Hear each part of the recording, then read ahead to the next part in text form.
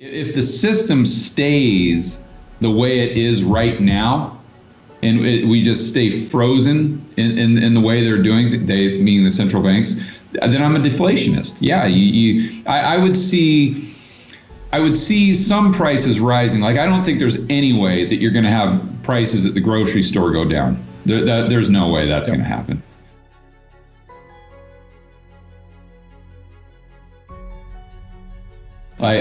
So I don't know that I'd be a deflationist, but more so maybe a disinflationist, like just kind of gradually grind down lower while some prices, like consumer prices, are actually going up. But I believe, I think, I don't want to put words in Lynn's mouth or Luke's mouth, but I think that they'll change the system, because they've got 900 PhDs at the Fed, and obviously I'm not a big fan of their level of competency, but I would think that at a certain point they'd say, okay, let's take 2 or 3 of these PhDs and have them analyze Japan and have them analyze Europe, and I want to report back to me by the end of next week, you telling me, with all these resources we have at our disposal, why couldn't Japan create inflation? You tell me.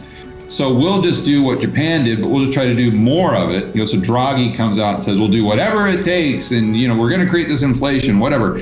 And then that doesn't work out. So then the Fed comes in, and they have these 2 models to look at, these 2 examples.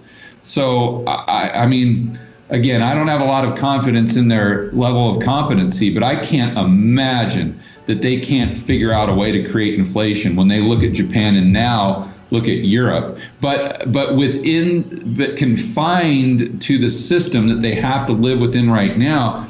I don't know that it's possible, because they don't have a direct transfer mechanism, number one, to increase the money supply and the real economy that are chasing those goods and services, but also they don't have a way to increase velocity. And so you've got to have these animal spirits, if you will, in the real economy. And how do you create that? Like, how do you create that from a tops-down approach? Very, very difficult to do, if not impossible. I think the Japanese would probably say, hey, it's impossible in our population, because we gave out UBI, we gave out stimulus, we took our debt to GDP to 225%, and we still couldn't get these crazy people to spend. They just took the stimulus checks and paid down debt and put it into their savings account or whatever. So at the end of the day, you're still reliant on those people. And if you don't have that psychological shift, then you don't get the velocity necessary. So I think it goes back to the Fed creating a Fed coin, and us, the Americans, all having accounts at the Fed so they can just create bank reserves, which right now is really the only thing they can do. When we talk about the tools that the Fed has at their disposal, it's really one thing only, other than the psychology stuff. It's just to create bank reserves and to give these banks in the commercial banking system additional balance sheet capacity.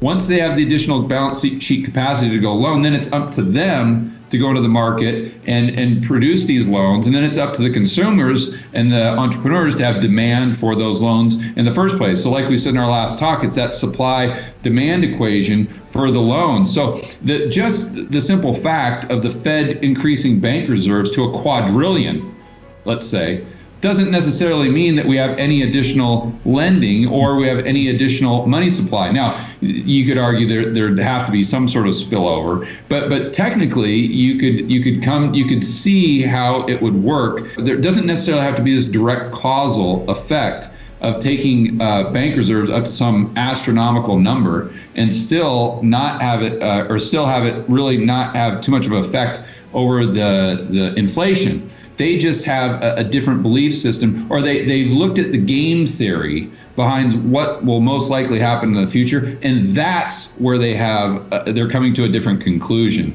If they look at the way the system is structured, I think they all see it pretty much the same way, with a few exceptions. I think if you look at the Federal Reserve Act, there's some wiggle room there on how the Federal Reserve Act might be interpreted by individual parties. But that's really what you're dealing with. So as far as where I fall, it's kind of a long-winded answer here. I think that the Fed will look at everything around them, and they'll go to this digital currency to try to inject money directly into the system without having to rely on the banking system. And I think they'll use it to increase velocity, because what they'll do is they'll do it through UBI, and they'll give you a time frame where you have to spend that money within 30 days. And if you don't spend it within 30 days, then poof, it's gone from your phone or gone from your account. So obviously people are going to go out there and spend it. And if by chance they don't have enough velocity with that, well, then you just say 15 days or 10 days or whatever. So I think that's going to be their approach to creating inflation. And if they don't take that approach, and they just look at Japan and Europe and just try to do the same thing but more of it, I mean, that's truly the definition of insanity. In the future, especially in the next 6 months, if we come into another downturn because of the virus or shutdowns or whatever, watch the language of the Federal Reserve. I can almost guarantee you that it's going to get more and more extreme until or if we come to a point where they actually create these accounts where they can monitor, or they can turn bank reserves into legal tender, which is what Dr. Lacey Hunt talks about. But until that time, the language is going to become more and more over the top. It's going to go from, okay, we're going to let inflation to run hot, to you better watch out, we're going to double-digit inflation. We're going to, by 2030, we're going to target double-digit inflation. It's just going to get more and more extreme because they know that's the only thing they can do. And at some point, you got to say, do the people realize that they're just crying wolf, right?